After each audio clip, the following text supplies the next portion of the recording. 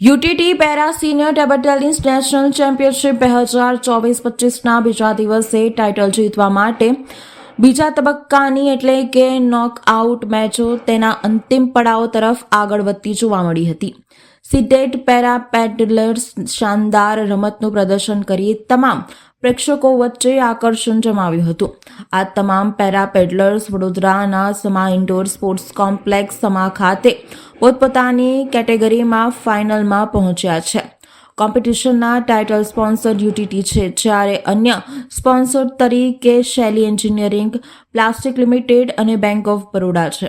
કોમ્પિટિશનને sports authority of India અને sports authority of Gujarat દ્વારા સમર્થન આપવામાં આવ્યું છે.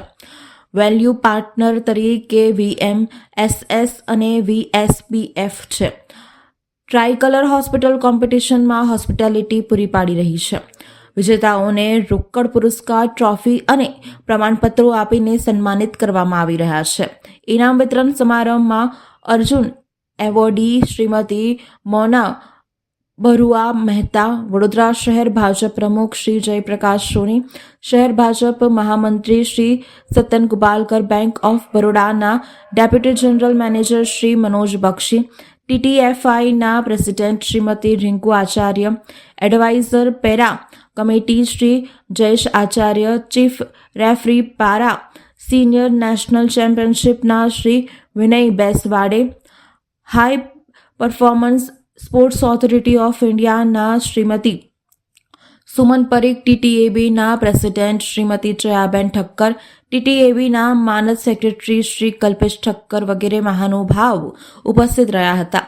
પરિણામો તરફ નજર કરીએ તો સિંગલ ક્લાસ 1 ફાઇનલમાં હરિયાણાના સંદીપ ડોંગીએ તમિલનાડુના JD મદનને 7-11, 11-3, 6-11, 11-7, 11-8 થી હાર આપી હતી.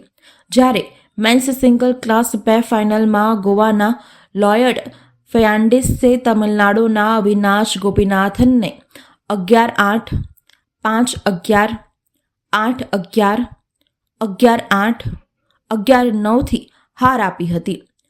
વિમેન્સ ડબલ ડ્યુએલ્ટી 20 ફાઇનલમાં દિલ્હીની નતાનિયા જૈને યુપીની પ્રિયાંશી કેશરીએ તમિલનાડુના બેબી શહરના અને મહારાષ્ટ્રની પૃથ્વી બવરને 11-12, 11-7, 11-8, 11-7 થી હાર આપી હતી.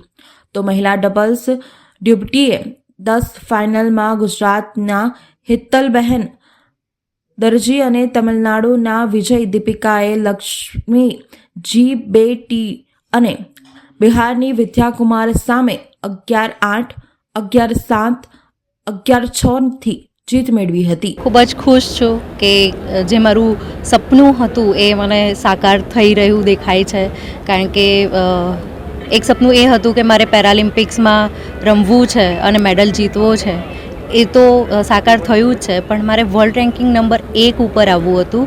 અને જે એક ફરીથી મારું એક પેરાલિમ્પિક્સ રમ્યા પછીનું એક ડ્રીમ હતું, એ આજે ફૂલફિલ થયું છે અને હું ખૂબ જ ખુશ છું એના માટે. આનો હું ટોટલી શ્રેય મારી આખી સપોર્ટ સિસ્ટમને આપવા માગું છું. હું એવું કહું કે મારા પેરેન્ટ્સ, મારા હસબન્ડ, મારા કોચ સર મિસ્ટર લાલન દોશી, મારા બધા જ એક્સપર્ટ્સ જે મારા ફિઝિયોથેરાપિસ્ટ છે, મારા ડાયટિશિયન છે, મારા સાયકોલોજિસ્ટ છે, એ મારી જે એન્ટાયર ટીમ છે, એ બધાને જ મારો એન્ટાયર જે એમનો સપોર્ટ છે એ લોકોને મારું બધું જ ક્રેડિટ આપવા માગું છું. અને ખાસ કરીને હું એ વાત જરૂરથી જણાવવા માગું છું કે ગવર્મેન્ટનો એટલો જ મને સપોર્ટ છે.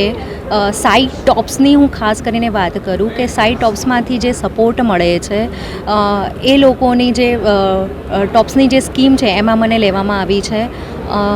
એના કારણે જે હું એવું કહું કે મારો જે એક્સપેન્સ છે એ બધો જ મતલબ હું ટેન્શન વગર હું દરેક ટુર્નામેન્ટ રમી શકું છું. મારી એબ્રોડ ટ્રેનિંગનો ખર્ચો છે એ બધું જ ગવર્મેન્ટ તરફથી મને મળે છે. અને જેના કારણે હું બિના ટેન્શને બહુ સારું મતલબ ટ્રેનિંગ ઉપર ધ્યાન આપી શકું છું અને ટુર્નામેન્ટ્સમાં પણ સારી રીતે પ્રદર્શન કરી શકું છું.